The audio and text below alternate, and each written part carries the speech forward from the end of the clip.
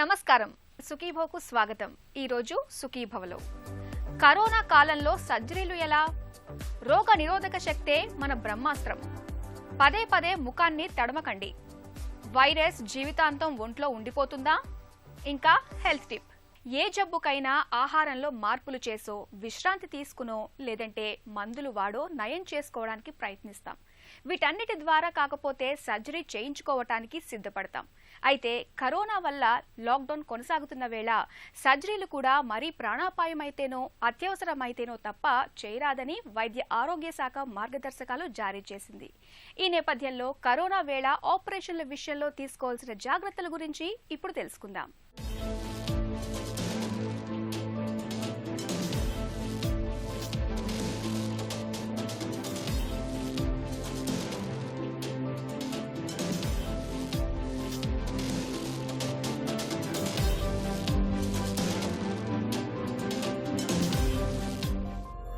Operation అంటేనే రమారమి ఓ వారం రోజుల క్వారంటైన్ వాసం।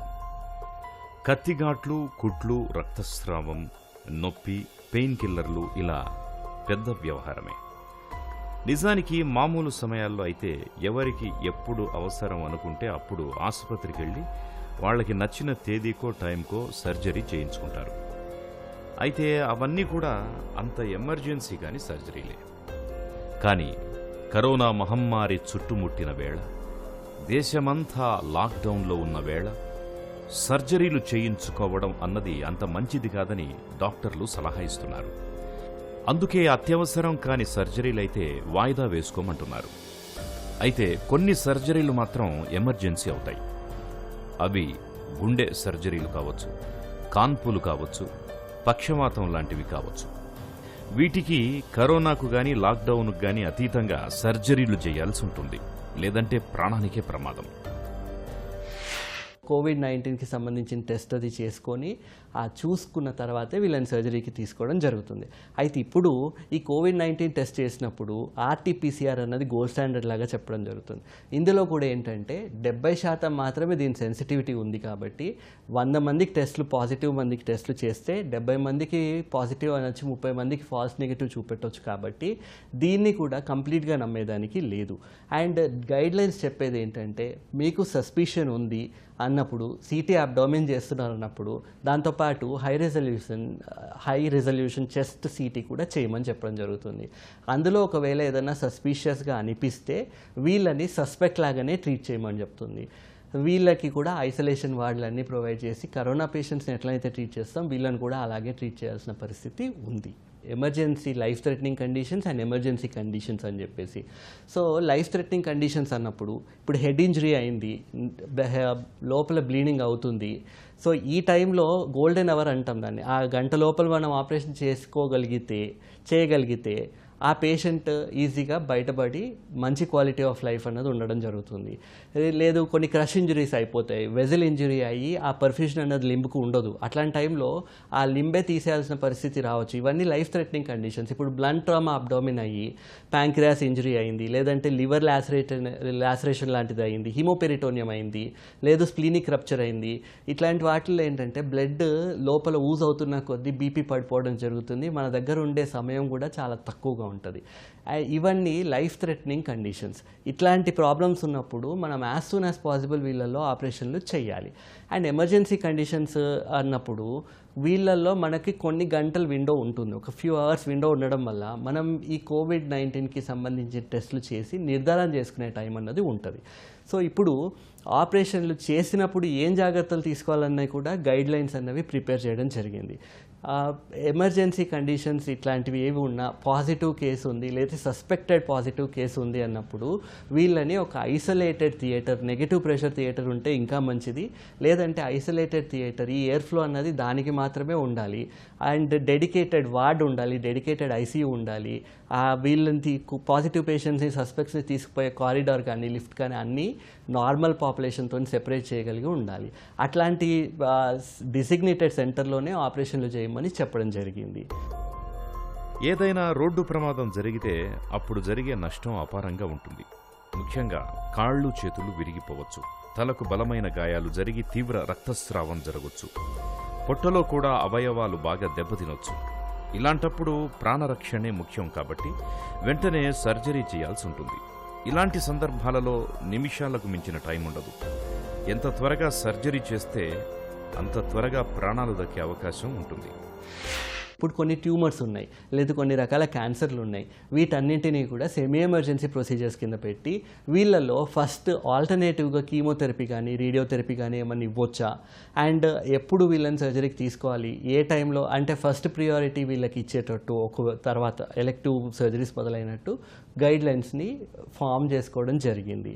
అండ్ ఎలెక్టివ్ ప్రొసీజర్స్కి వచ్చేసరికి దేన్ని ఎలెక్టివ్ అంటాం? ఇప్పుడు హర్నియా ఉంది, హర్నియా ఉన్నప్పుడు ఏ సర్జన్ కూడా ఆగండి అని చెప్పరు.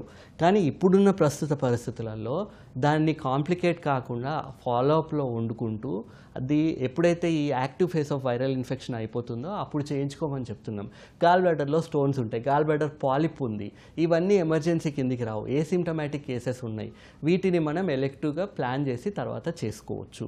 ఎప్పుడైతే కొన్ని ఎమర్జెన్సీ కండిషన్స్ లాంటివి, యాప్సెస్ లాంటివి, చీమగడ్డలు, రొమ్ములో ఫామ్ అయిన, గ్లూటియల్ రీజన్లో ఫామ్ అయిన, ఇవన్నీ ఆగడానికి లేదు. ఇట్లాంటివి ఉన్నాయంటే వెంబడే చేయించుకోవాలి. ఇప్పుడు చాలామంది పేషెంట్లు యాప్సెస్ ఉంది, ఏదైనా డ్రైన్ చేయాలని చెప్పినా ఇక్కడ కరోనా పేషెంట్స్ ఇక్కడ ఉండొచ్చు కదా, నాకు సర్జరీ ఈ టైంలో చేసుకుంటే నాకు ఏదైనా ప్రాబ్లం రావచ్చు, నాకు కరోనా రావచ్చు అని చెప్పి కంగారు పడే ఛాన్సెస్ చాలా చూస్తున్నాం ఈ మధ్యలో. అయితే ఈ యాప్సెస్ ఉంది అన్నప్పుడు మీరు అర్థం చేసుకోవాల్సింది, దాన్ని ఎంత తొందరగా అయితే అంత తొందరగా డ్రైన్ చేయాలి. దాన్ని అట్లే ఉంచుకోవడం వల్ల రేపు ప్రొద్దున వేరే కాంప్లికేషన్స్ వచ్చే ఛాన్సెస్ ఉంటాయి. ఇప్పుడు గ్లూటియల్ రీజన్లో యాప్సెస్ ఫామ్ అయింది, దాన్ని ఇమీడియట్గా డ్రైన్ చేయలేదంటే ఫిస్టులా లాంటివి రావచ్చు. రొమ్ములో యాప్సెస్ ఫామ్ అయింది, దాన్ని ఇమీడియట్గా ఆపరేట్ చేయలేదంటే రొమ్మే చెడిపోయే ఛాన్సెస్ ఉండొచ్చు. సో అది ఇంకా పెద్ద ప్రాబ్లం కావచ్చు. ఈ ఆపరేషన్ చేసేటప్పుడు కూడా వీళ్ళలో ఒక ప్రోటోకాల్ అన్నది ఇష్యూ చేయడం జరిగింది, ఎవరు ఎట్లా ప్రిపేర్ అవ్వాలి అన్నది. ఇప్పుడు సర్జన్స్ ఉన్నారు, అనెస్థెటిస్ట్ ఉన్నారు, నర్సులు ఉన్నారు, వీళ్ళందరూ కూడా ప్రాపర్గా donning of protective equipment, personal protective equipment అంటారు, ఆ పర్సనల్ ప్రొటెక్టివ్ ఎక్విప్మెంట్ మొత్తం వేసుకొని బాడీ సూట్లన్నీ వేసుకున్న తర్వాతే ఆపరేషన్కి వెళ్ళడం జరుగుతుంది. కరోనా లాక్డౌన్ కొనసాగుతున్న నేపథ్యంలో ప్రాణాపాయమైన ఆరోగ్య సమస్యలైతే వైద్యులు తప్పనిసరిగా సర్జరీ చేస్తారు. ఇంకొన్ని అత్యవసర ఆరోగ్య సమస్యల విషయంలో కూడా సర్జరీ చేస్తారు. అయితే మిగతా అనారోగ్యాల విషయంలో మందులతో ప్రయత్నించడము లేదా సర్జరీ వాయిదా వేసుకోవడము మంచిది అని వైద్యులు సూచిస్తున్నారు. కరోనా మన కంటికి కనిపించని శత్రువు, ఎటు నుంచి ప్రమాదం పొంచి ఉందో తెలియదు. ఈ పరిస్థితుల్లో సర్వశక్తులు ఒడ్డి మనల్ని మనం రక్షించుకోవాలి. ముఖ్యంగా మన శరీరం కరోనాను తట్టుకోగలుగుతుందా? ఒకవేళ వైరస్ సోకితే దాన్ని ఎదుర్కొనే సామర్థ్యాన్ని పెంపొందించుకున్నామా అన్నది ఆలోచించుకోవాలి. ఇందుకు వ్యాధి నిరోధకతను పెంచుకోవాలి. వ్యాధి నిరోధక శక్తి పెరగటానికి ఒమేగా-3 రకానికి చెందిన కొవ్వులు బాగా తోడ్పడతాయి. అంతేకాదు పసుపు, నువ్వుల నూనె, అవిసె గింజల వంటి వాటిని తరచుగా తీసుకుంటూ ఉండాలని చెబుతారు డాక్టర్లు. ఇమ్యూనిటీని పెంచే ఆహార నియమాల గురించి ఇప్పుడు తెలుసుకుందాం.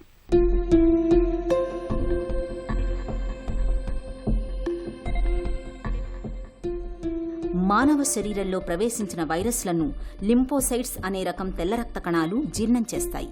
అదే వైరస్ మళ్లీ మన శరీరంలో ప్రవేశిస్తే వెంటనే గుర్తిస్తాయి. వాటి వల్ల హాని కలగకుండా యాంటీబాడీలు అనే ప్రోటీన్లను తయారు చేస్తాయి. ఒకసారి ఎదుర్కొన్న వైరస్ మళ్లీ రెండోసారి శరీరంలో ప్రవేశించగానే యాంటీబాడీలు పసిగట్టి వెంటనే చుట్టుముడతాయి. జీర్ణం చేసే తెల్ల రక్త కణాలకు వైరస్లను అప్పగిస్తాయి. అందుకే ఒకసారి సోకిన వైరస్ మళ్లీ వచ్చినా మనిషికి ఎలాంటి ఇబ్బంది రాదు. దీన్నే రోగనిరోధక శక్తి అంటారు. హానికారక సూక్ష్మక్రిముల్ని నాశనం చేసే క్రమంలో మన శరీరంలో ఇన్ఫ్లమేషన్ ఒక స్థాయికి చేరుకుంటుంది. సమస్య తొలగిందని భావించాక ఇన్ఫ్లమేషన్కి కారణమైన తెల్ల రక్త కణాలు నెమ్మదిగా తమ స్వభావాన్ని మార్చుకుంటాయి. దీనికి ఒమేగా-3 ఫ్యాటీ యాసిడ్స్ దోహదం చేస్తాయి. వాటి నుంచి వచ్చే కొన్ని రకాల రసాయనాలు ఇన్ఫ్లమేషన్ను తగ్గిస్తాయి. కొందరిలో ఒమేగా-3 కొవ్వులు తగినంతగా లేకపోయినా, ఒకవేళ ఆ కొవ్వులు ఉన్నప్పటికీ వాటి నుంచి ఇన్ఫ్లమేషన్ను తగ్గించే రసాయనాలు తయారవడంలో సమస్య ఉన్నా ఇన్ఫ్లమేషన్ ప్రక్రియ కొనసాగుతూనే ఉంటుంది. అది అనేక అనర్థాలకు దారితీస్తుంది. ఇన్ఫ్లమేషన్ మితిమీరి పెరిగిపోవడం వల్ల చాలా నష్టాలుంటాయి. గుండె జబ్బులు, క్యాన్సర్లు, తీవ్రమైన కీళ్ల నొప్పులు వంటివి ఇన్ఫ్లమేషన్ తగ్గకపోవడం వల్ల సంభవించేవే. కోవిడ్ రోగుల విషయానికొస్తే తెల్ల రక్త కణాలు కరోనా వైరస్ను చంపే క్రమంలో 90 నుండి 95% మందిలో రోగ నిరోధక శక్తి అభివృద్ధి చెందుతోంది. 5 నుండి 10% మందిలో ఇన్ఫ్లమేషన్ ప్రక్రియ ఆగడం లేదు. వారిలో ఇన్ఫ్లమేషన్ను పెంచేందుకు దోహదం చేసే సైటోకైన్స్ ఒక ఉప్పెనలా విడుదలవుతున్నాయి. దాన్నే సైటోకైన్ స్టార్మ్ అంటారు. ఒమేగా-3 ఫ్యాటీ యాసిడ్స్ అన్ని అవయవాల్లోనూ ఎంతో కొంత ఉన్న మెదడులో అతి ఎక్కువ. వాటిని తయారు చేసే సామర్థ్యం మనిషి శరీరానికి చాలా తక్కువ. తల్లిపాలలో సమృద్ధిగా ఉంటాయి. చేపల్ని తినడం ద్వారా, చేప నూనెతో చేసిన క్యాప్సూల్స్ వేసుకోవడం ద్వారా ఒమేగా-3 కొవ్వులు పొందొచ్చు. ప్రతిరోజు చేప నూనెతో తయారైన క్యాప్సూల్ 1, మల్టీవిటమిన్ క్యాప్సూల్ 1 వేసుకోవాలి. పసుపులో ఇన్ఫ్లమేషన్ తగ్గించే గుణం ఉంది. అలాగని శృతిమించి తిన్నా ప్రమాదమే. అవిసె గింజల్లోనూ ఒమేగా-3 కొవ్వులుంటాయి. శరీరానికి చెమట పట్టేలా రోజు 20 నుండి 30 నిమిషాల పాటు ఏదో ఒక వ్యాయామం చెయ్యాలి. ఆవిరి పట్టడం వల్ల శ్వాసనాళాలు తెరుచుకుంటాయి. ఊపిరితిత్తులకు ఆక్సిజన్ బాగా అందుతుంది. తెల్ల రక్త కణాలు చురుగ్గా పనిచేయడానికి ఆక్సిజన్ అత్యవసరం. జ్వరం వస్తే పారాసిటమాల్ వేసుకోవాలి. Non steroid anti inflammatory drugs వాడడం ఏమాత్రం మంచిది కాదు. ఆస్పిరిన్ వంటివి వైద్యులు చెబితేనే తీసుకోవాలి. సినిమా తారలకు తరచూ జుత్తును సవరించుకునే అలవాటు ఉన్నట్లే మనలో చాలా మందికి తరచూ ముఖాన్ని తడుముకునే అలవాటు కూడా ఉంటుంది. కోపం, బాధ, చిరాకు వంటి భావోద్వేగాలకు గురైనప్పుడు తెలియకుండానే ముఖాన్ని తడుముకుంటూ ఉంటారు. కొంతమందికి పొద్దస్తమానం ముక్కులోనూ చెవుల్లోనూ వేళ్లు పెట్టి కెలికే అలవాటు కూడా ఉంటుంది. మరి కొంతమంది పదే పదే కంటి కొసల్ని తడుముకుంటూ ఉంటారు. మిగతా రోజుల్లో ఎలా ఉన్నా కరోనా వైరస్ విస్తరిస్తున్న ప్రస్తుత నేపథ్యంలో పదే పదే ముఖాన్ని తడమటం అస్సలు మంచిది కాదంటారు డాక్టర్లు. ముఖాన్ని తడిమే అలవాటు ఎందుకు మంచిది కాదో, ఈ అలవాటును ఎలా మానుకోవాలో ఇప్పుడు తెలుసుకుందాం.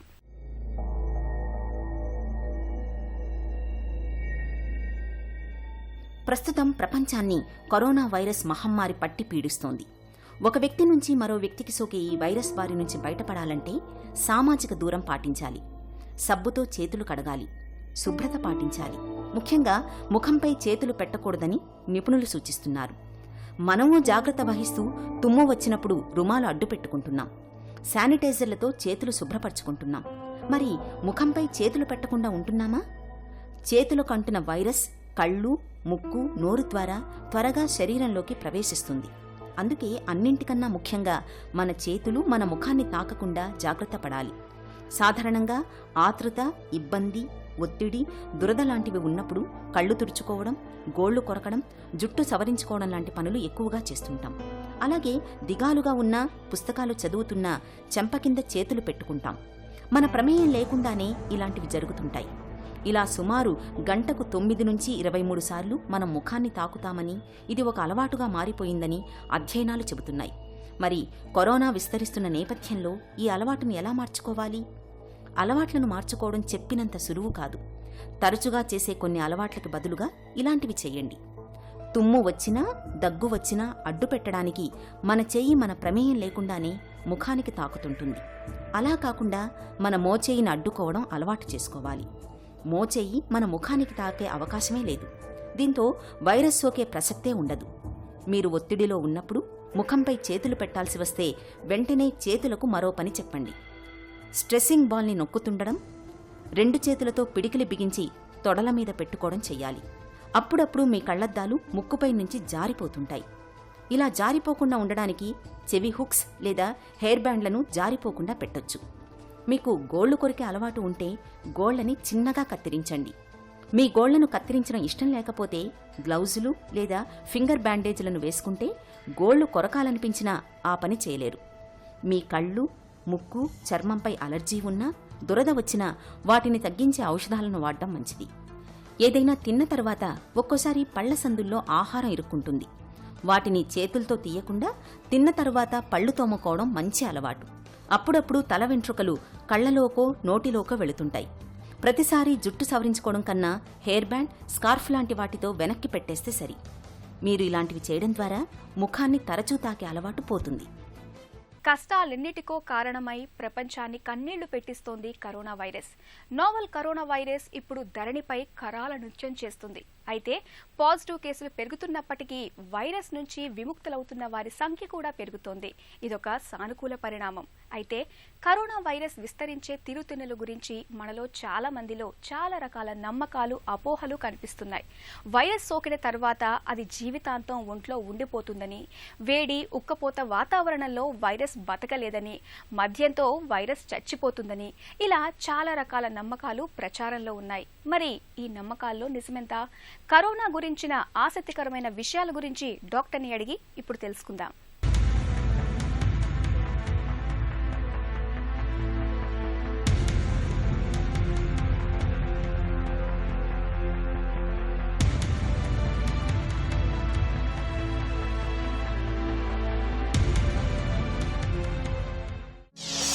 కరోనా వైరస్ జీవితాంతం మన ఒంట్లోనే ఉండిపోతుందా? కొన్ని రకాల జబ్బులకి ఏంటంటే ఒకసారి కనుక మనకు అది పాజిటివ్ అని కనుక తేలితే ఆ వైరస్ జీవితాంతం బాడీలో యాక్టివ్గా కానీ ఇన్యాక్టివ్గా కానీ ఉండిపోతుంది. ఆ జీవితాంతం వాళ్ళది ఆ వైరస్కి పాజిటివ్గానే ఉండే అవకాశం ఉంటుంది. కానీ కరోనా వ్యాధి అలా కాదు. కరోనా వ్యాధి ఒకసారి కనుక మనం దాన్ని ట్రీట్మెంట్ కనుక తీసుకొని ఆ పీరియడ్ అయిపోయి కరోనా వ్యాధిని బారి నుంచి కనుక బయటపడితే అది జీవితాంతం మనతో ఉండే అవకాశం అనేది లేదు. ఆల్కహాల్ తీసుకుంటే కరోనా నుంచి రక్షణ దొరుకుతుందా? ఈ మధ్య కాలంలో ఈ 2 రకాల రిజల్ట్స్ సోషల్ మీడియాస్లో వస్తున్నాయి. ఒకటి ఏంటంటే స్మోకర్స్లో ఈ కరోనా వ్యాధి తక్కువగా ఉంది అని, అలాగే ఆల్కహాల్ తీసుకుంటే కరోనా తగ్గే అవకాశం ఉంది.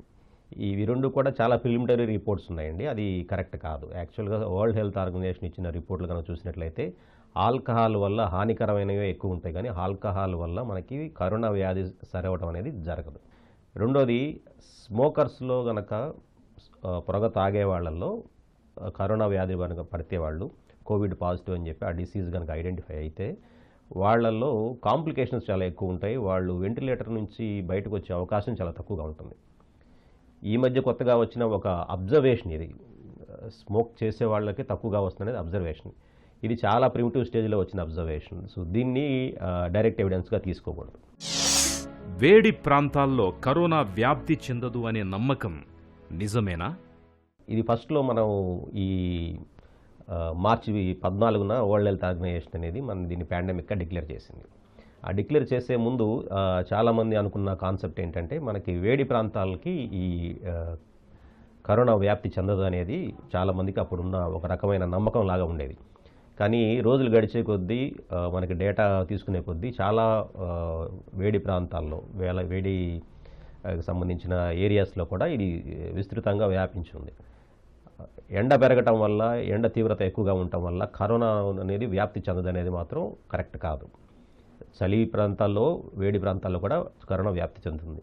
ఇంకొక రకమైన అపోహ కొంతమంది ఈ మధ్యకాలంలో అడుగుతుంది ఏంటంటే ఎండలో నిల్చుంటే కరోనా బారిన పడకుండా సోకకుండా ఉంటామనేది. మండుటెండ్లో కనుక మనం నిల్చొని వెయిట్ చేస్తూ ఉంటే బాడీ వేడిగా ఉంటుంది కాబట్టి, హీట్ ఎక్కువ ఉంటుంది కాబట్టి కరోనా నుంచి మనం కరోనా బారిన పడకుండా మనం రక్షించుకోవచ్చు అనేది ఒక అపోహ. ఇది కరెక్ట్ కాదు. ఇది కూడా వరల్డ్ హెల్త్ ఆర్గనైజేషన్ చాలా క్లియర్గా చెప్పింది. ఎండలో ఉండటం వల్ల కరోనా బారి నుంచి మనం బయటపడే అవకాశం అనేది లేదు. వేడి నీటి స్నానం, అల్లం వెల్లుల్లి కషాయంతో కరోనా సోకదా? వేడి నీటి స్నానం, అల్లం వెల్లుల్లి, వేడి నీళ్ళతో గొంతు పుక్కిలించడం అనేది ఇవి జనరల్గా హెల్త్కి సంబంధించిన సహజమైన మార్గాలు. సో మనం దీన్ని పాటించడంలో తప్పు లేదు. అంతేగాని ఇది వల్ల రికవర్ అవుతారని చెప్పి వచ్చిన తగ్గిపోతున్నారు కానీ కరెక్ట్ కాదు. అల్లం వెల్లుల్లో ఉన్న పోషక పదార్థాలు కానీ వాటిలో ఉండే గుణాలు, స్వాభావిక తత్వం ఏంటంటే మన బాడీలో ఉండే రోగనిరోధక శక్తిని పెంపొందించే అవకాశం చాలా ఎక్కువగా ఉంటుంది. సో వాటి తీసుకోవడంలో తప్పు లేదు. మనకి అదృష్టవశాత్తు మన ఇండియన్ కుకింగ్ సంబంధించి చాలా వరకు ఈ అల్లం వెల్లుల్లి ఎక్కువగా వాడుతుంటాం కాబట్టి దీన్ని వాడటంలో తప్పేం లేదు. ఫస్ట్ విషయం. రెండోది, ఫ్రీక్వెంట్గా వేడి నీళ్ళతో గొంతు క్లియర్ చేసుకోవటం, అలాగే వేడి ఆవిరి పట్టడం, వేడి నీటి స్నానం చేయటం, వీటిలో ఎటువంటి తప్పు లేదు. కానీ ఇలా చేయటం ద్వారా రాదు అని చెప్పి మనం మాస్కులు వేసుకోకుండా, చేతులు కడుక్కోకుండా తిరగటం కూడా కరెక్ట్ కాదు. దోమకాటు వల్ల కరోనా మనిషి నుంచి మనిషికి వ్యాప్తి చెందుతుందా?